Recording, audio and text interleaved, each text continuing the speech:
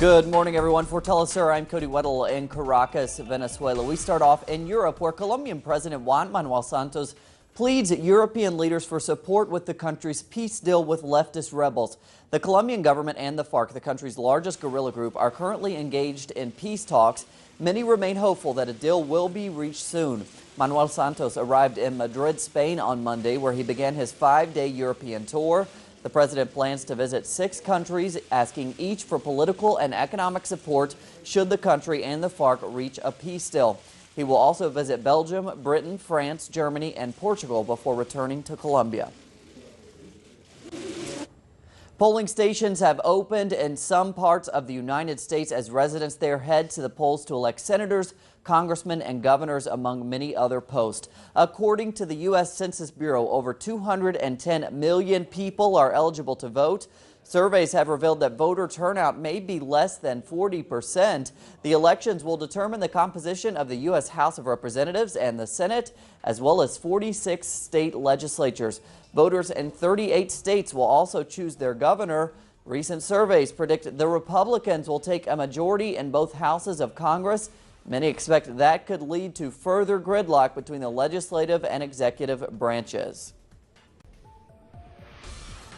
We go to Washington and our correspondent Alexandra Hall for the consequences tonight's elections could bring for the chances of immigration reform in the U.S. Alexandra. Just hours away from an election that will decide who controls the Senate and House of Representatives, Republicans and Democrats are using immigration and Latinos to sway undecided voters. From Democrats, it's more promises for immigration reform. For Republicans, protecting the border is what conservatives want to hear. We have ISIS. We have Ebola. We have to secure the border. While both Republicans and Democrats use immigrants and immigration as either the scapegoat or the savior of their political campaigns, Latinos say once in office, it's another story. This government has promised an executive order regarding immigration, but we have heard nothing so far. Throughout my years here, I've asked myself, who should I support? Both should be here for me. The Obama administration's failure to stick to campaign promises has left many Latinos disillusioned with the Democratic Party. Driven away by Republicans, many could avoid voting altogether, for now. You know, thinking long term, this is an issue that definitely will come back to bite the Republicans, as well as Democrats who are not supporting immigration reform. The good thing is that we do remember, you know, when we see the political ads and we see our families and friends being called illegals or others, then we do know who's on our side. Considering that every 30 seconds a person of Latin American descent turns 18 in the United States, these young voters could decide who makes it to the White House in 2016. Alexandra Hall, Telesur, Washington. Thanks to Alexandra. We go to Spain now, where the Catalan government has once again demanded that the Spanish courts allow Catalans to hold a referendum voting on Catalan independence.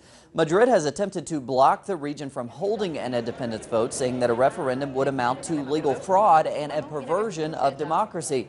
The Catalan government has presented a petition to the Constitutional Court to allow Catalonia to go ahead with the referendum, which was previously scheduled for Sunday. For now, Spanish courts have suspended the vote.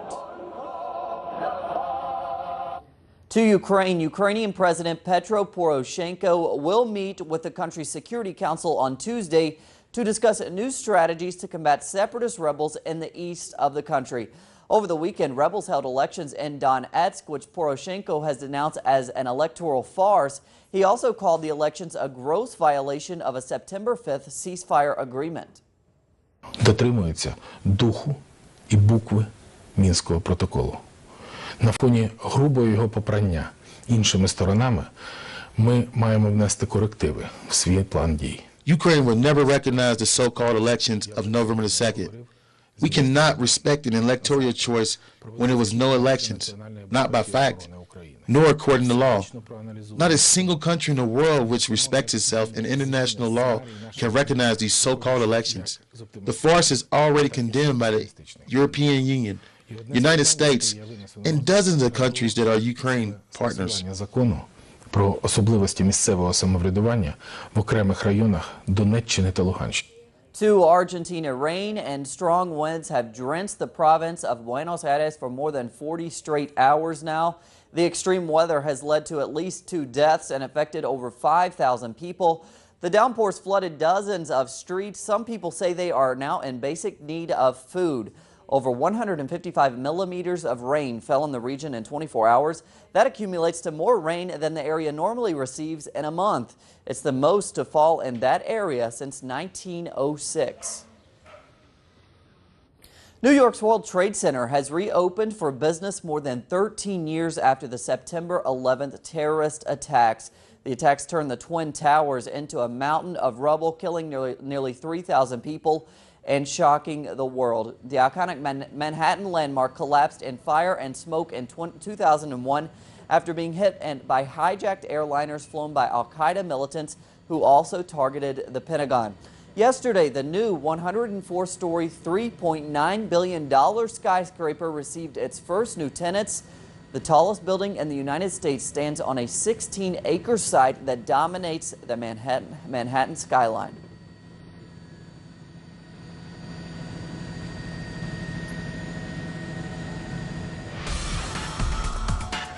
We have plenty more on those stories and others at our website, telesurtv.net/English. For Telesur English, I'm Cody Weddle. Have a great day.